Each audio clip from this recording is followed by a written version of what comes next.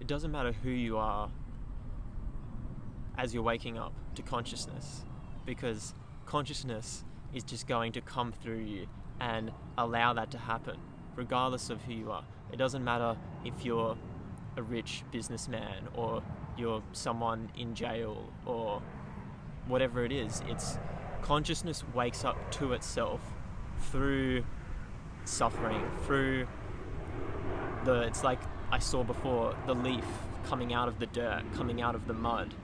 It just happens. And so whether or not you want to suppress or run from this or go into the stories and mind and say, oh, it's not true, that's all rubbish, it's happening anyway. So at some stage it just has to be looked at, and it's going to come through at some stage. It's coming through now for you because you're here watching this video. Why else would it not be? You wouldn't be watching this otherwise. So it's having the trust in you, yourself with a capital S, to follow that, and knowing that who you are as that boundless consciousness is the very essence of everything and of all life.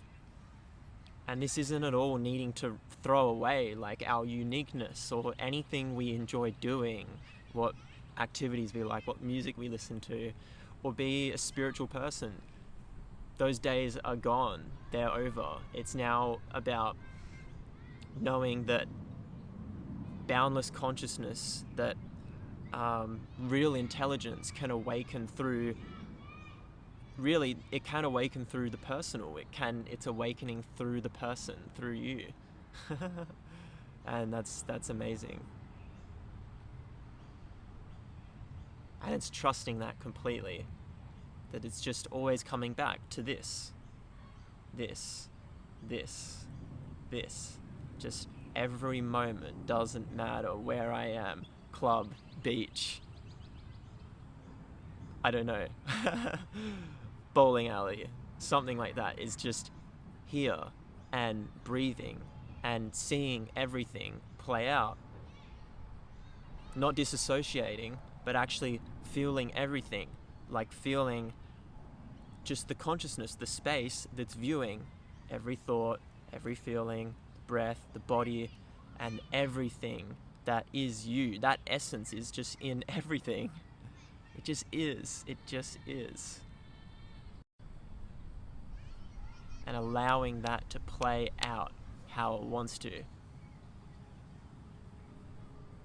And as that plays out, we drop out, we fall out from the stories, all these mind-made narratives, the little me, the victim stories, or the future anxieties.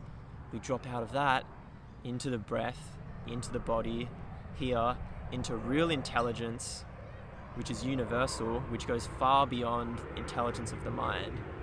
Which is not saying that intelligence of the mind is a bad thing. It's very necessary and needed to make decisions, like what am I going to eat tonight, when is my flight leaving, but